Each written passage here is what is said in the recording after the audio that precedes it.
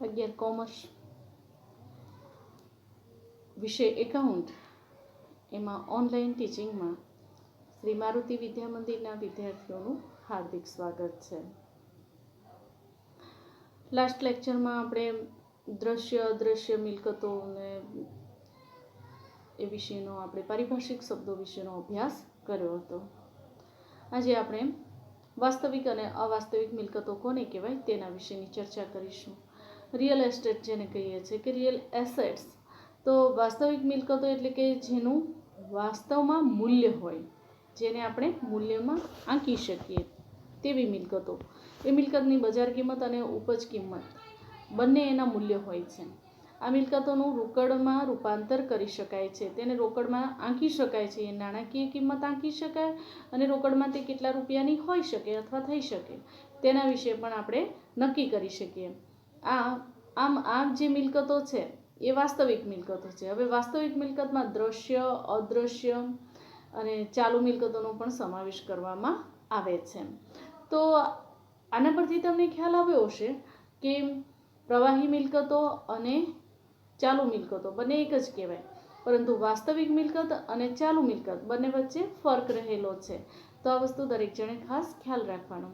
મિલકતોના વેચાણમાંથી નાણાંનું ઉપાર્જન થઈ શકે તેવી મિલકતોને વાસ્તવિક મિલકત તરીકે ઓળખવામાં આવે છે. ટૂંકમાં જે મિલકત વેચવાથી આપણને નાણાં પ્રાપ્ત થતા હોય તેવી મિલકતોને આપણે વાસ્તવિક મિલકતો તરીકે ઓળખીએ છીએ.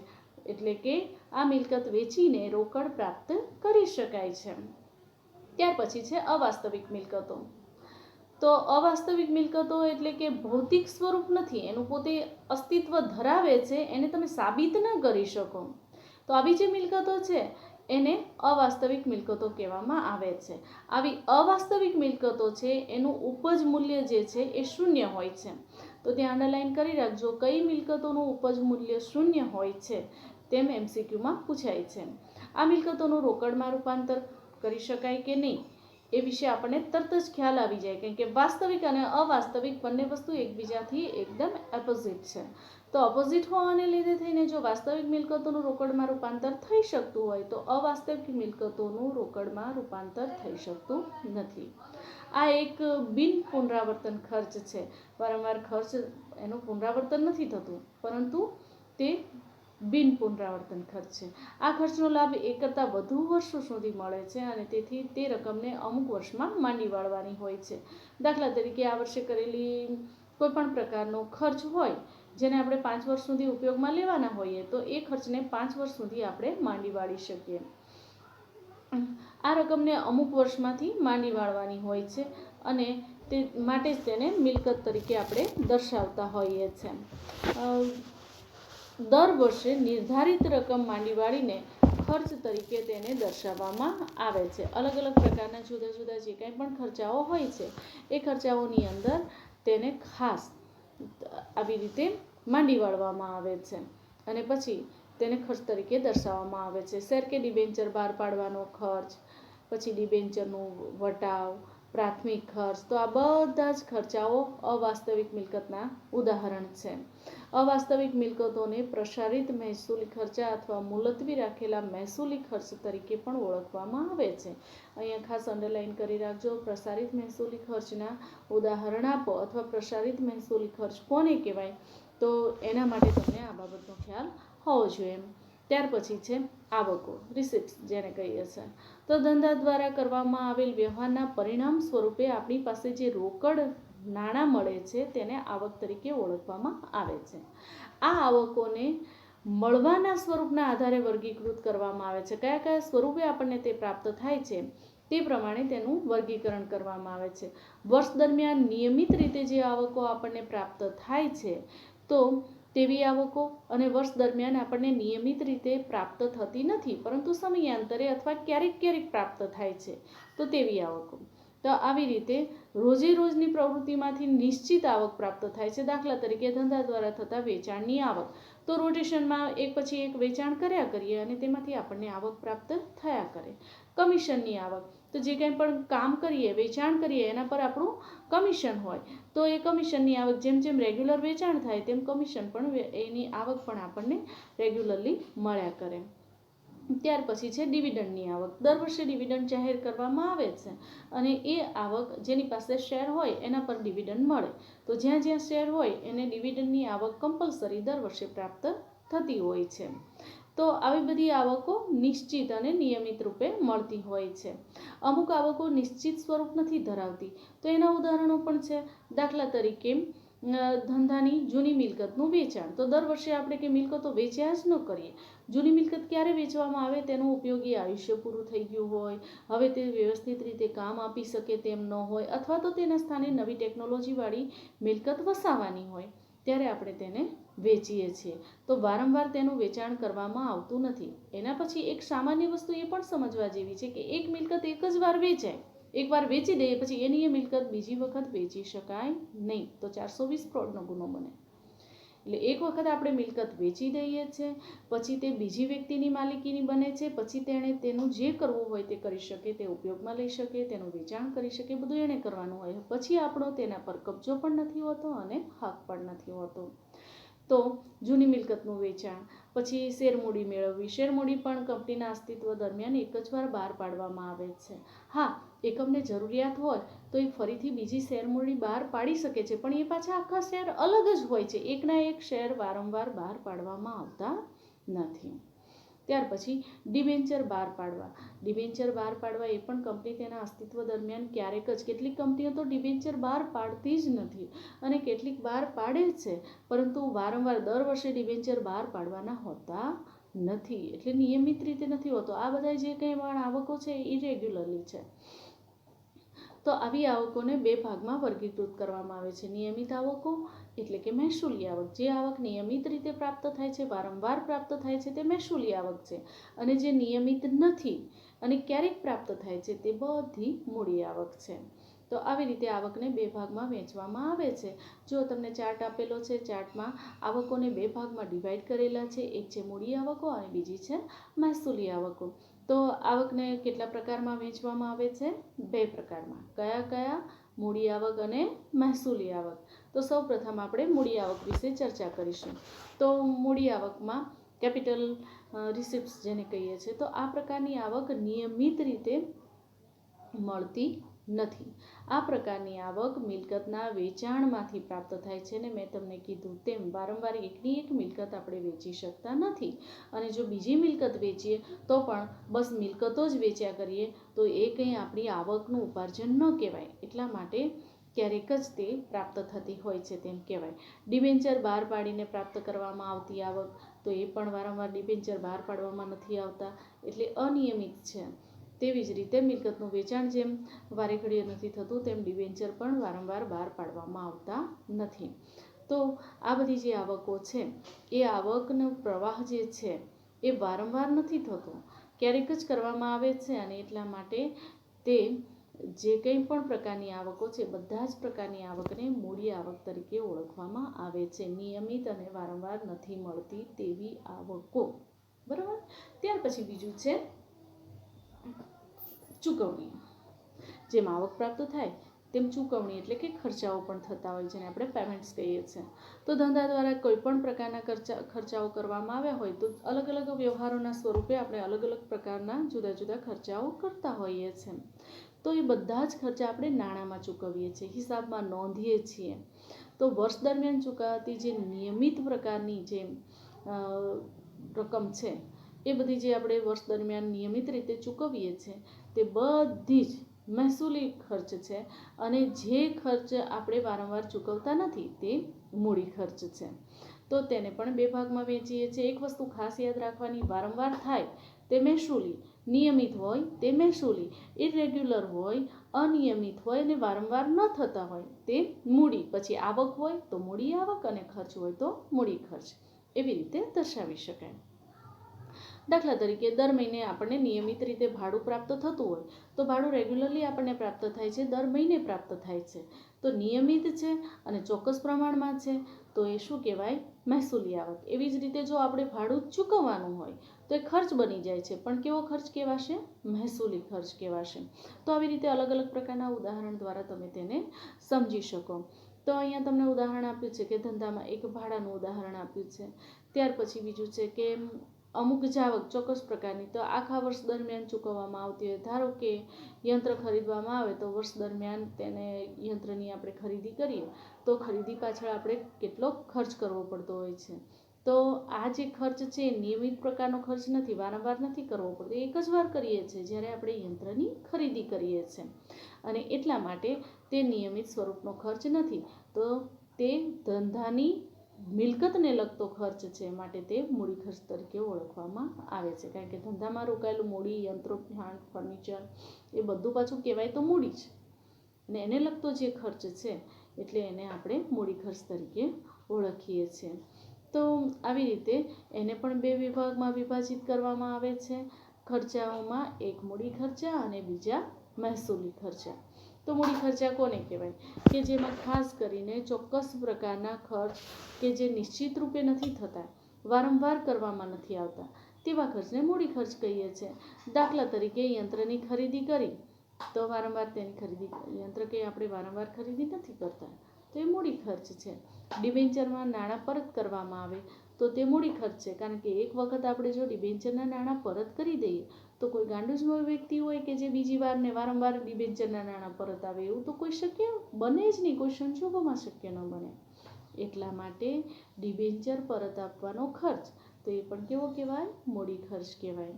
તેવી જ રીતે મહેસૂલી ખર્ચ તો વર્ષ દરમિયાન જે કંઈ પણ પ્રકારના ખર્ચનો પ્રવાહ સતત રહેતો હોય તો તેવા ખર્ચોને આપણે, જેને આધારે આપણે નફો કે નુકસાન નક્કી કરી શકીએ છીએ, તો એ બધા જ ખર્ચને આપણે મહેસૂલી ખર્ચ. દાખલા તરીકે પગાર તો નિયમિત અને દર મહિને આપવો પડે.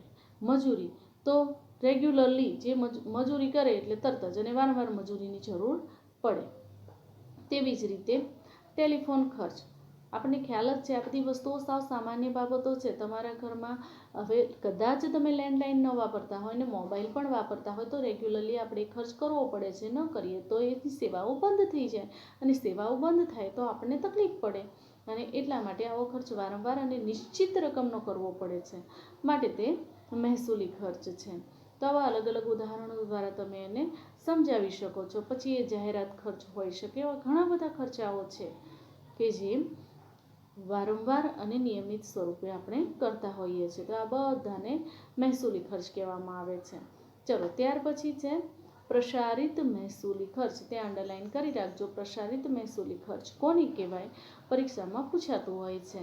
તો આ પ્રકારના જે કાંઈ પણ ખર્ચાઓ છે એ અવાસ્તવિક મિલકત તરીકે ઓળખવામાં આવે છે, અને તેને આપણને 15 નમૂના નંબર 15માં આપેલું જ છે. આ બધાની ચર્ચા આપણે આગળના લેક્ચરમાં કરી ચૂક્યા છીએ. માત્ર ને માત્ર તમને ખ્યાલ આવે એટલા માટે આપણે ફરીથી તેને રિપીટ કરી રહ્યા છીએ. તો વાત થઈ પ્રસારિત મહેસૂલી ખર્ચ. હવે ખર્ચ અને ઉપજ. તો ખર્ચમાં ધંધામાં ધંધો ચલાવવા માટે તેના માટે જે કાંઈ પણ ખર્ચાઓ કરવા પડે, જેમાં રોકડની ચૂકવણી કરવામાં આવે છે, એ બધા ખર્ચા છે. સામે પક્ષેથી જેમાંથી આપણને નાણું પ્રાપ્ત થાય છે, જે રોકડ સ્વરૂપમાં હોઈ શકે કે અન્ય કોઈ પણ તરલતાના સ્વરૂપમાં હોઈ શકે છે, તો એ બધી જ આપણી આવકો છે. ત્યાર પછી નફો. તો ધંધામાં વર્ષ દરમિયાન આપણે જે કાંઈ પણ મહેસૂલી આવકો અને મૂડી આવકો, મૂડી ખર્ચને મહેસૂલી ખર્ચ, જે કાંઈ પણ આપણે ખર્ચ કરીએ છીએ, જે આવકો પ્રાપ્ત કરીએ છીએ, બંને સરખામણી કરતાં આવક કરતાં ખર્ચનું પ્રમાણ ઓછું હોય તો તે નફો છે, અને જો આવક કરતાં ખર્ચનું પ્રમાણ વધુ હોય તો તે નુકસાન છે, ધંધો ખોટ કરી રહ્યો છે તેમ કહેવાય. એટલે નફો અને નુકસાનનો કન્સેપ્ટ તો તમને બધાને જ ખ્યાલ હશે. તો આવી રીતે નુકસાનના પ્રમાણમાં અન્ય જે કંઈ પણ પ્રકાર છે એમાં કોઈ પણ પ્રકારની પ્રવૃત્તિ કર્યા વગર પણ નુકસાન ઉદ્ભવતું હોય છે. અલગ અલગ પ્રકારના પરિબળોને લીધે થઈને પણ એકમે નુકસાન સહન કરવું પડતું હોય છે. તો એની નોંધ કરવાની. દાખલા તરીકે આગ લાગવાથી માલ બળી ગયો, તો અહીંયા આપણે કોઈ પ્રવૃત્તિ નથી કરતા છતાં પણ માલ બળી જાય એટલે એકમને નુકસાન થાય. તેવી જ રીતે બીજું ઉદાહરણ છે કે વરસાદમાં માલ પલળી જાય. તો વરસાદમાં પલળી જાય એટલે માલ નકામો થઈ જાય. ક્યારેક તો બિલકુલ ન વેચાય અથવા ભંગારના ભાવે કાઢી નાખવો પડે. તો વરસાદમાં માલ પલળી જાય તો એ વેચાણ ન થયું હોવા છતાં પણ તે નુકસાન છે, ધંધાએ તે નુકસાન સહન કરવું પડે છે. તો આવી રીતે અલગ અલગ પ્રકારના જે કંઈ પણ ખર્ચાઓ છે એ ખરીદી વખતે કરવા પડતા હોય. દાખલા તરીકે અનાજની જરૂર પડે અને તેના માટે આપણે અનાજની ખરીદી કરીએ. તો ઘણા બધા એક્ઝામ્પલ્સ તમને એવા મળી રહેશે. ત્યાર પછી છે વેચાણ. તો વેપારી જો કોઈ પણ વ્યક્તિ છે એ ધંધામાંથી વિવિધ પ્રકારની આવકો એને પ્રાપ્ત થતી જ હોય છે. આ તમામ આવકો વેચાણ તરીકે ધ્યાનમાં લેવામાં આવતી નથી. કેટલીક આવકો વેચાણ સિવાયની પ્રવૃત્તિમાંથી પણ પ્રાપ્ત થતી હોય છે અને એટલા માટે તેને માત્ર વેચાણના સ્વરૂપે ધ્યાનમાં લેવામાં આવતી નથી. તો તેવામાં એક તો ખાસ કે હિસાબી પદ્ધતિમાં જે વ્યક્તિ જે વસ્તુનો ધંધો કરતો હોય તેને આપણે માલ કહીએ છીએ. અનાજના વેપારી દ્વારા અનાજ વેચીને આવક પ્રાપ્ત કરવામાં આવે, ફર્નિચરનો વેપારી ફર્નિચર વેચીને આવક પ્રાપ્ત કરે, એમ અલગ અલગ પ્રકારના વેપારીઓ પોતાનો માલ સામાન વેચીને આવક પ્રાપ્ત કરતા હોય છે. માલનો સ્ટોક. તો વેપારી દ્વારા ધંધામાં ચોક્કસ પ્રકારના વેપાર કરવાના હેતુસર જે માલ ખરીદવામાં આવ્યો હોય તો તે જે કંઈ પણ માલ છે તેને સ્ટોક તરીકે ઓળખવામાં આવે છે. દાખલા તરીકે એક વેપારીએ 70,000નો માલ ખરીદ્યો અને તેમાંથી 45,000ના માલનું 75,000માં વેચાણ કરે તો સ્ટોક 70,000 માઇનસ 45,000 એટલે કે 70,000નો માલ ખરીદ્યો, એમાંથી 45,000નો વેચી દીધો, તો હવે એની પાસે કેટલો રહ્યો? 25,000નો માલ રહ્યો. તો આવી રીતે માલનો સ્ટોક જે કંઈ પણ છે અને આવી રીતે હિસાબ દ્વારા તેની માહિતી રાખવામાં આવતી હોય છે. હવે છે દેવાદારો, ડેબ્ટર્સ જેને કહીએ છીએ. તો વેપારી દ્વારા ધંધાના ગ્રાહકોને ઉપર ઉધાર એટલે કે શાક પર માલ સામાનનું વેચાણ કરવામાં આવે ત્યારે દેવાદારો અસ્તિત્વમાં આવે છે અને જેટલા રૂપિયામાં માલનું ઉધાર વેચાણ કર્યું હોય તેટલી રકમનો તે ધંધાનો દેવાદાર છે તેમ કહેવામાં આવે છે. લેણી હુંડી.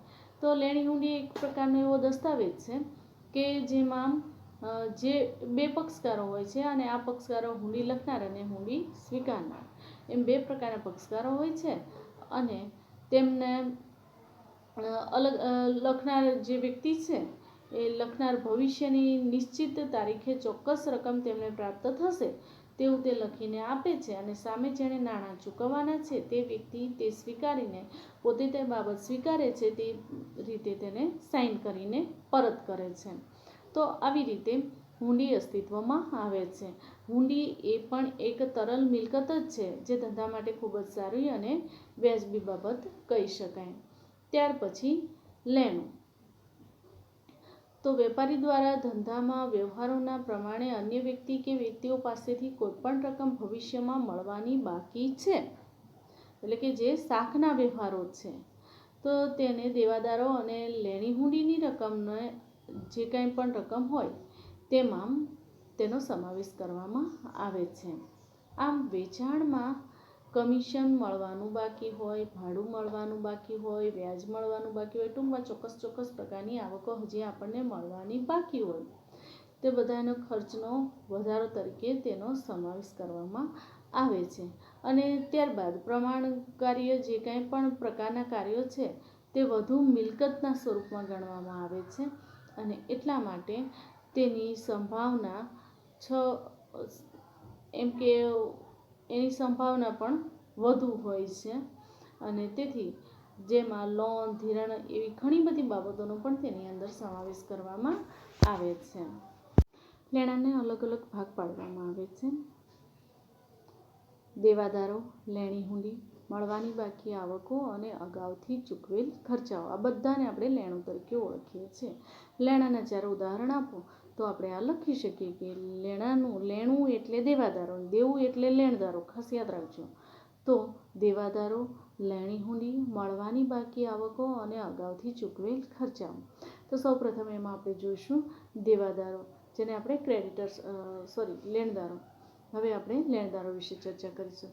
તો જેમ વેપારી ઉધાર માલનું વેચાણ કરે છે ને તેવી જ રીતે અન્ય વ્યક્તિઓ પાસેથી તે માલસામાન ઉધાર ખરીદી પણ કરે છે અને આ ખરીદી કરવામાં આવે ને ત્યારે જે તે વ્યક્તિ એ ધંધાનો લેણદાર બને છે.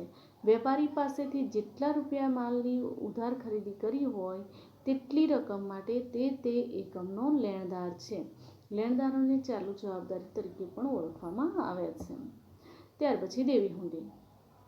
બિલ્સ પેમેન્ટ જેને કહીએ છીએ. તો દેવી હુંડી એક એવો લેખિત દસ્તાવેજ છે કે જેમાં બે પક્ષકારો હોય છે અને હુંડી લખનાર અને સ્વીકારનાર એવા બે પક્ષકારો, જેમાં હુંડી સ્વીકારનાર ભવિષ્યની નિર્ધારિત તારીખે ચોક્કસ રકમ ચૂકવવાની જવાબદારી સ્વીકારે છે. એટલે દેવી હુંડી તેનું દેવું બને છે. હુંડી સ્વીકારનાર માટે દેવી હુંડી અલગ ગણાય. આ લેખિત સ્વરૂપમાં હોય છે. સ્વીકારનાર નિર્ધારિત સમયે નિશ્ચિત રકમ મૂડી લખનાર ચૂકવશે તેની લેખિત જવાબદારી સ્વીકારે છે. દેવી હુંડીમાં હુંડી સ્વીકારનાર પાક્યા તારીખે હુંડીમાં લખેલ રકમ હુંડી લખનારને ચૂકવી આપે છે. સામાન્ય રીતે દેવી હુંડી એ લેણદારોમાંથી ઉદ્ભવે છે. હવે એક વસ્તુ ખાસ, એક નવો શબ્દ એ પણ આવ્યો કે પાક્યા તારીખ. તો જ્યારે પણ આપણે શાકના વ્યવહારો કરીએ છીએ, દાખલા તરીકે 1 માર્ચે આપણે શાકનો વ્યવહાર કર્યો અને મુદત આપણે 3 મહિનાની આપી, તો 1 માર્ચ પછી 3 મહિના એટલે 1 એપ્રિલ. એ 1 એપ્રિલમાં 3 દિવસ છૂટના આપવામાં આવે એટલે થાય 4 એપ્રિલ. તો 4 એપ્રિલ એ પાક્યા તારીખ કહેવાય. તો આવી રીતે પાક્યા તારીખ હોય છે. ત્યાર પછી દેવું અલગ અલગ રીતે આપણે ઓળખીએ. દાખલા તરીકે લેણદારો, દેવી હુંડી, ચૂકવવાના બાકી ખર્ચા અને અગાઉથી મળેલ આવકો, આ બધાને દેવા તરીકે સ્વીકારવામાં આવે છે. લેણું અને દેવું બંને અપોઝિટ વસ્તુ છે. એક વેચાણ કરવાથી અસ્તિત્વમાં આવે છે, એક ખરીદવાથી અસ્તિત્વમાં આવે છે.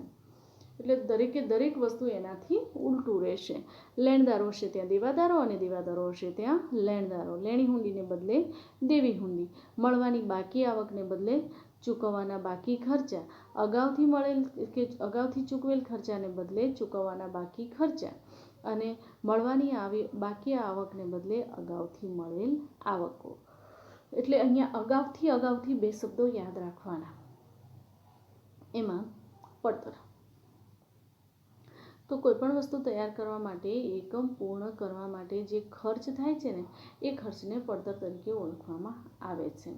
સામાન્ય ખર્ચાઓના કારણે જે કંઈ પણ ખર્ચાઓ છે, સામાન્ય ખર્ચાઓનો પણ તેની અંદર સમાવેશ કરી દેવામાં આવે છે, જેને આપણે પડતર તરીકે ઓળખીએ છીએ.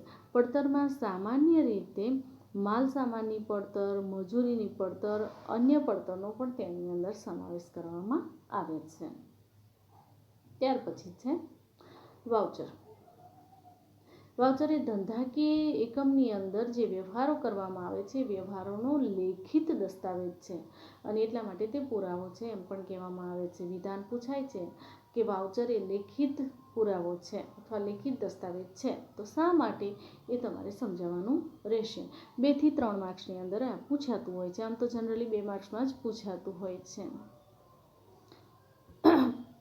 રોકડનો વ્યવહાર, શાકનો વ્યવહાર, ખરીદીનો વ્યવહાર, વેચાણનો વ્યવહાર, બેંક અંગેના વ્યવહારો, આવી રીતે અલગ અલગ પ્રકારના વ્યવહારો, ખર્ચનો વ્યવહાર, આવકનો વ્યવહાર, એમ તમામ પ્રકારના હિસાબો, પડતર, હિસાબી પડતર વ્યવહાર જે છે એ વ્યવહારોને દેશની ભાષામાં અલગ અલગ પ્રકારમાં તેને જણાવવામાં આવે છે.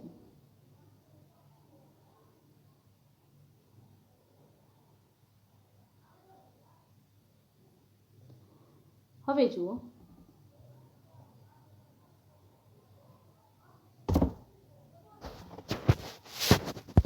તો આપણે વાઉચરની વાત કરીએ છીએ. તો વાઉચરની અંદર અલગ અલગ પ્રકારના વ્યવહારોનો સમાવેશ થાય છે, જેમાં રોકડનો વ્યવહાર, શાક પરનો વ્યવહાર, ખરીદીનો વ્યવહાર, વેચાણનો વ્યવહાર, બેંકનો વ્યવહાર, ખર્ચનો વ્યવહાર, આવકનો વ્યવહાર, મિલકતનો વ્યવહાર, દેવાનો વ્યવહાર, આવા અલગ અલગ પ્રકારના અસંખ્ય વ્યવહારો થાય છે. આ વ્યવહારનો પ્રકાર જે છે એ નક્કી થયા પછી ખાતાના નિયમોને આધારે વ્યવહારોની હિસાબી ચોપડે નોંધ કરવામાં આવે છે. ત્યાર પછી વટાવ ખાસ શાકના જે વ્યવહારો હોય છે એના પર ખાસ પ્રમાણમાં વેચાણ પર વટાવ આપવામાં આવે છે. તો વટાવ શબ્દ માલના ખરીદ વેચાણની સાથે જ ઉદ્ભવે છે. ખરીદ કે વેચાણની રકમમાંથી અમુક શરતોને આધીન અમુક રકમ બાદ કરી દેવામાં આવે છે અને ચોખ્ખી રકમ ચૂકવવામાં આવે છે, જે કુલ રકમમાંથી બાદ કરી દેવામાં આવે છે. અને આ જે રકમ છે તેને આપણે વટાવ તરીકે ઓળખીએ છીએ. તો સામાન્ય રીતે દાખલા તરીકે 10,000નો માલ 10% વેપારી વટાવે ખરીદ્યો, તો 10,000નો માલ છે, 10% વેપારી વટાવ એટલે 10% લેખે 1,000 રૂપિયા એ એનો વટાવ થયો. એટલે ખરેખર ચૂકવણીની રકમ થશે 10,000માંથી 1,000 માઇનસ કર્યા પછી બાકી રહેતી રકમ 9,000 એ રકમ ચૂકવવાની રહેશે. જ્યારે વટાવ શું કહેવાશે? કેટલી રકમનો? 1,000નો. તો આવી રીતે વટાવને બે ભાગમાં વહેંચી દેવામાં આવે છે, વેપારી વટાવ અને રોકડ વટાવ. વેપારી વટાવ કોને કહેવાય? તો વેપારી વટાવ વેચાણના સમયે કુલ મિલકતમાંથી અમુક ટકા રકમ બાદ કરીને આપી દેવામાં આવે છે. મેં તમને એક્ઝામ્પલ આપ્યું કે 10,000માંથી 10% લેખે 1,000 માઇનસ કરી દઈએ, તો આ થયો વેપારી વટાવ. વેપારી વટાવની ચોપડે નોંધ કરવામાં આવતી નથી, માત્ર અને માત્ર 9,000ની જ નોંધ કરવામાં આવશે, પૂરા 10,000ની નોંધ કરવામાં આવશે નહીં. તો આવી રીતે જે કંઈ પણ વ્યવહાર આપણે કરીએ છીએ એમાંથી વટાવ માઇનસ કરી દેવામાં આવે છે, પરંતુ તેની ચોપડે નોંધ કરવામાં આવતી નથી. હવે રોકડ વટાવ. તો વેપારી વટાવ ગણ્યા પછીની રકમ પર ચોખ્ખો રોકડ વટાવ ગણવામાં આવે છે. આપણે ઉપરનું જ એક ઉદાહરણ લઈએ કે 10,000નો માલ 10% વેપારી વટાવે અને 10% રોકડ વટાવે વેચ્યો. તો હવે વેપારી વટાવનો તો આપણને ખ્યાલ આવી ગયો કે 10,000ના 10% લેખે 1,000, એ 1,000 માઇનસ કર્યા પછી વધ્યા 9,000. હવે 1,000ની નોંધ ચોપડે કરવામાં આવતી નથી, માત્ર 9,000ની નોંધ કરવામાં આવશે, પરંતુ રોકડ વટાવની ચોપડે નોંધ કરવામાં આવે છે. અને ધારો કે 9,000ના 10% લેખે રોકડ વટાવ ગણીએ, કારણ કે હવે શાના પર ગણવાનો? હવે 10,000 પર આપણે રોકડ વટાવ નહીં ગણીએ. કઈ રકમ પર ગણીશું? જેના પર વેપારી વટાવ ગણાઈ ગયો છે તે રકમ. એટલે પહેલાં વેપારી વટાવની ગણતરી કરવામાં આવે અને પછી રોકડ વટાવની ગણતરી કરવામાં આવે છે. તો હવે 9,000 જે છે એના પર 10% લેખે 900 રૂપિયા એ રોકડ વટાવ થશે, અને એ 900 રૂપિયા બાદ કરીને 8,100 એ રોકડ વ્યવહારમાં ચૂકવણીને પાત્ર રકમ કહેવાશે. રોકડ વટાવ હંમેશા રોકડ વ્યવહારો પર જ ગણવામાં આવે છે. અન્યથા રોકડ વટાવની નોંધ આપેલી હોય પરંતુ જો ચૂકવણી નોંધ રોકડમાં ન કરવામાં આવે, તો ભલે પછી બેંકથી ચૂકવણી કરવામાં આવે, ચેક દ્વારા કરવામાં આવે, તો પણ તે રોકડ વ્યવહાર કહેવાય. તો માત્ર ને માત્ર રોકડ વ્યવહારોની નોંધ કરવામાં આવે છે, અને રોકડ વેપારી વટાવ જે કાંઈ છે એની નોંધ ચોપડે કરવામાં આવે છે. વેપારી વટાવની નોંધ ચોપડે કરવામાં આવતી નથી. હવે વટાવની અંદર પાછા બે પ્રકારના વટાવ, એક આપેલો વટાવ અને એક મળેલો વટાવ. પહેલાં આપણે આપેલ વટાવ વિશે ચર્ચા કરીશું. તો મળેલ વટાવ કે આપેલ વટાવ જે કંઈ પણ હોય એ રોકડ વટાવ હોય છે, અને એની અંદર ખાસ કરીને આ વટાવની નોંધ ચોપડે કરવામાં આવે છે.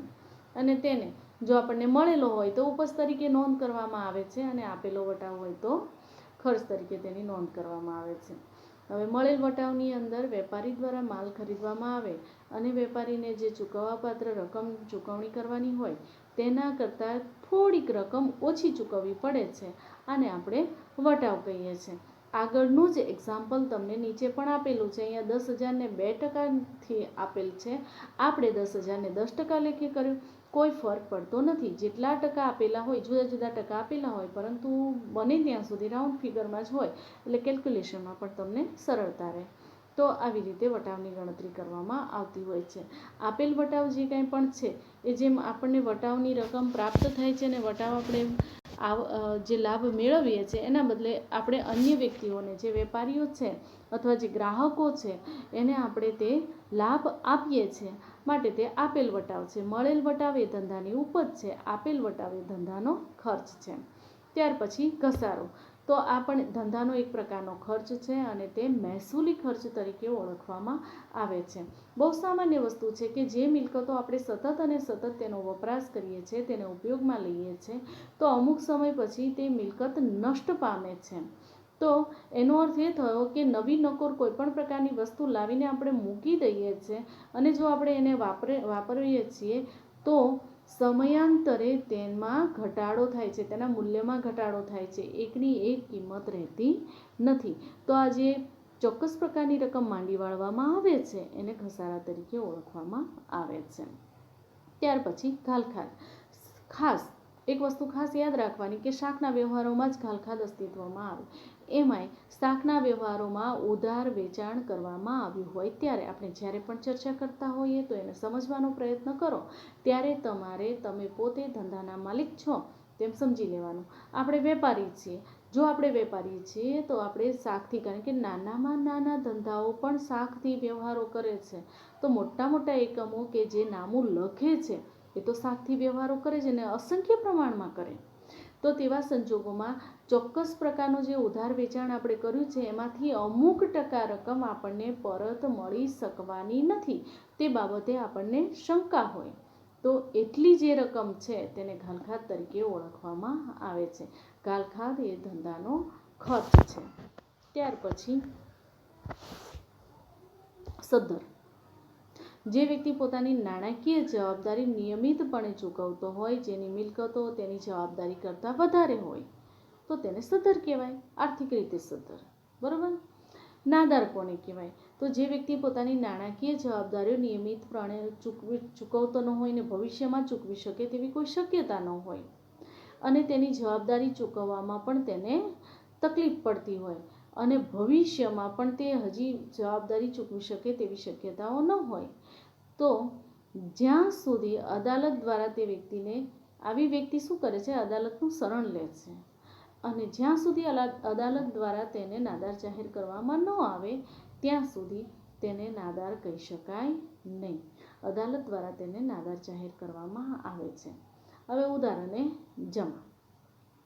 તો હિસાબી પદ્ધતિમાં પાયાના બે શબ્દો દ્વિનોંધિત અનામા પદ્ધતિ હોય તો એમાં વ્યવહારની બેવડી અસર આપવામાં આવે અને એક નોંધીનામા પદ્ધતિ હોય તો એની અંદર એક પણ ઉધાર અને જમા એમ બે બાજુઓ હોય છે. તો આ બે બાજુની સમજૂતી માટે બે જે બાજુઓનો સમાવેશ તેની અંદર થાય છે. એમાં ડાબી બાજુએ હિસાબી પદ્ધતિમાં ઉધાર બાજુ તરીકે લખવામાં આવે છે અને જમણી બાજુને જમા પદ્ધતિ તરીકે લખવામાં આવે છે. હિસાબોમાં કોઈ ખાતું ઉધારવું એટલે ખાતાની ઉધાર બાજુ કહે છે અને ખાતું જમા કરવું એટલે તેને ખાતાની જમા બાજુ કહે છે. આમ અલગ અલગ રીતે ખાતાની બાકી શોધવામાં આવતી હોય છે અને તેની કેવી રીતે નોંધ કરવામાં આવે છે. તો હવે તમને પ્રશ્ન એ થાય કે ખાતું એટલે શું?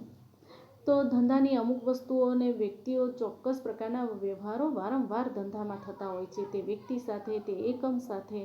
તો આવા બધા જે વ્યવહારો નોંધવા માટે ચોક્કસ આપણે એક પત્રક તૈયાર કરીએ છીએ જેને આપણે ખાતું કહીએ છીએ. જેમાં જમા અસર ધરાવતા વસ્તુ કે વ્યક્તિને અને ઉધાર અસર ધરાવતા પણ તેની અંદર નોંધવામાં આવે છે. અહીંયા તમને એક એક્ઝામ્પલ આપેલું છે કે પુષ્પાબેન ધંધાના ગ્રાહક છે. તેમને ઉધાર વેચાણ કર્યું આપણે. હવે તે વર્ષના 20 વખત ઉધાર વેચાણ આપણે તેમને કરીએ છીએ. તો હિસાબી વર્ષમાં 20 વખત આપણે તેમના વ્યવહારોની નોંધ કરવી પડે. પરંતુ જો આપણે એનું ખાતું ધરાવતા હોય તો 20 વ્યવહારોને ગુણાકાર કરીને આપણે તેનો સમાવેશ તેની અંદર કરી શકીએ છીએ. તો એક આવી રીતે પણ ખાતાની અંદર નોંધ આપી શકાય છે. બાકીની જે વસ્તુઓ છે આપણે બ્લેકબોર્ડ પર, એટલે આપણે વ્હાઇટ બોર્ડ પર વ્યવસ્થિત રીતે તેની ચર્ચા કરીશું. ઉદાહરણ દ્વારા સમજીએ ને તો વધુ સારી રીતે સમજી શકો. બાકી તમારે થિયરી વારંવાર વાંચવાની. 2 વખત થિયરી વાંચશો, વિડીયો સાંભળશો તો તમે બહુ વધુ સારી રીતે તેને સમજી શકશો. આ પારિભાષિક શબ્દો જે છે એમાં ખર્ચ, કેટલીક બાબતોમાં ત્યાં ખર્ચ સ્પષ્ટ હોય છે જેમાં કોઈ પણ પ્રકારના વિવાદને અવકાશ રહેતો નથી. દરેક જગ્યાએ આ વસ્તુ અસ્તિત્વ ધરાવે છે. દરેક શૈક્ષણિક શાળામાં પારિભાષિક શબ્દોનું આગવું સ્થાન હોય છે, એનું આગવું મહત્ત્વ હોય છે અને દરેક શિક્ષણ શાખાની અંદર પારિભાષિક શબ્દો જે છે અલગ અલગ રીતે પણ ઉપયોગમાં લેવામાં આવતા હોય છે. તો નામું લખવાની પદ્ધતિના વિશે હવે પછી આપણે ચર્ચા કરીશું કે નામું કેવી રીતે લખવામાં આવે છે, ખાતું કેવી રીતે પાડવામાં આવે છે વગેરે.